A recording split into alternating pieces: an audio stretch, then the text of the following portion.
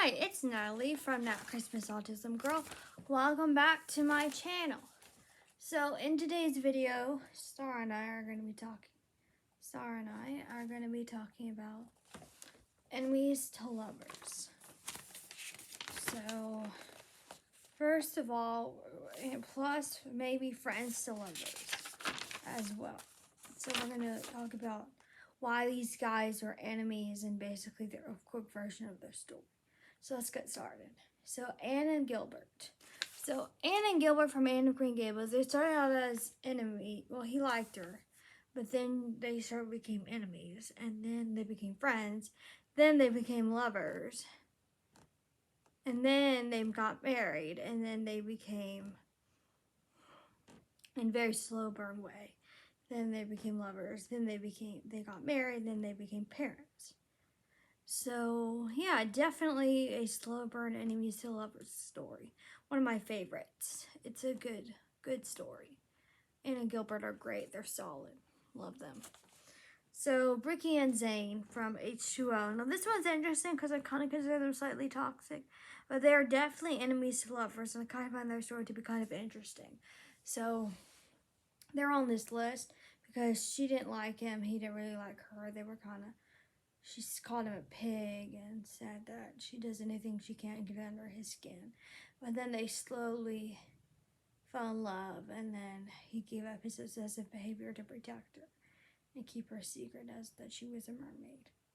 So yeah, Ricky and Zane. Next we have Peter, Quill, and Gamora. Now this is interesting because they didn't stay enemies super long. Just in the first movie, they started out as enemies, then they became friends, and then they became lovers. They settled on an unspoken thing, and then in Infinity War, they were a couple.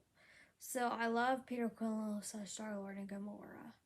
They're great. It's really sad that she died. So yeah, then you have Rapunzel and Eugene. Now they don't stay enemies for very long, but I kind of don't consider them friends.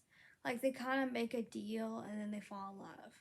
It's not like they developed a friendship and then became lovers. They were never really friends at any point in the story. They were lovers. They were enemies or lovers. One of those two. So that's why they're on this list. Rapunzel and Eugene, love them. They're one of my favorite Disney couples. So, Farkle and Smackle from Girl Meets World.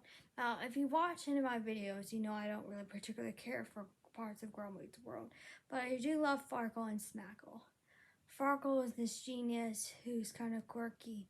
He wears turtlenecks, and Smackle is a girl with Asperger's, and she likes him, but they're rivals because I like forces to repel.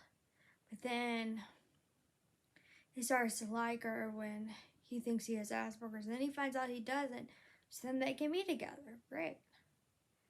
So they become a couple, and they're really sweet,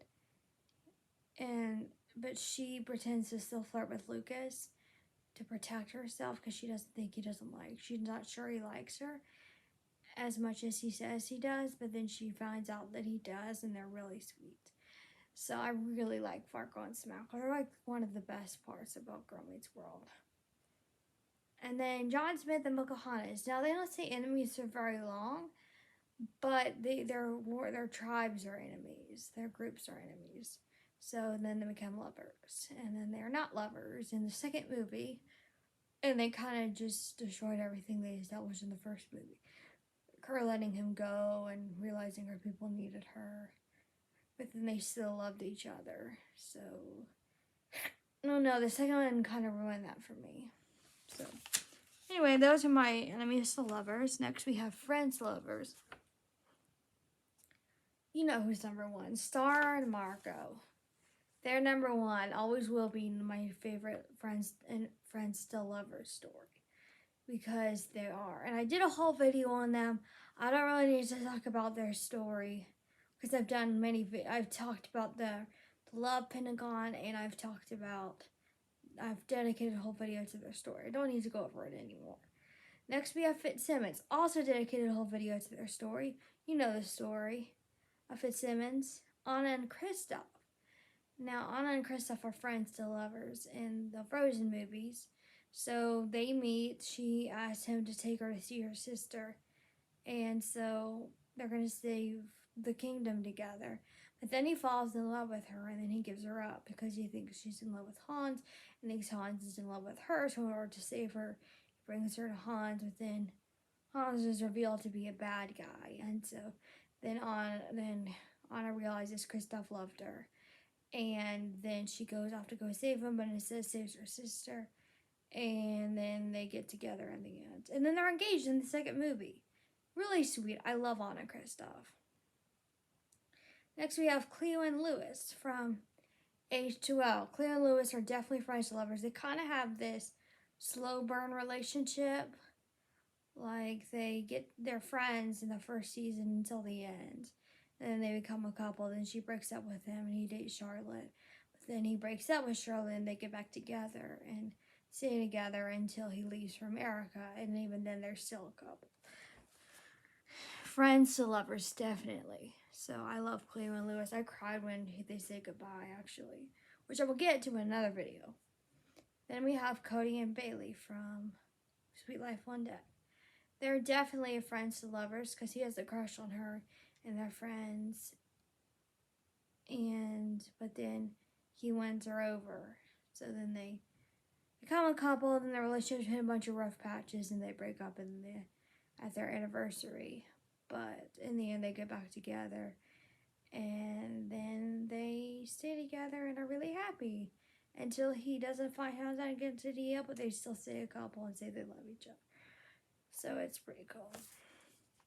So that's my friends to lovers and enemies to lovers videos. Now I was planning on doing this video for Valentine's Day, but I just was too excited to wait. Anyway, if you know this video, please like, comment, and subscribe. Do all that fun stuff. Have a great day.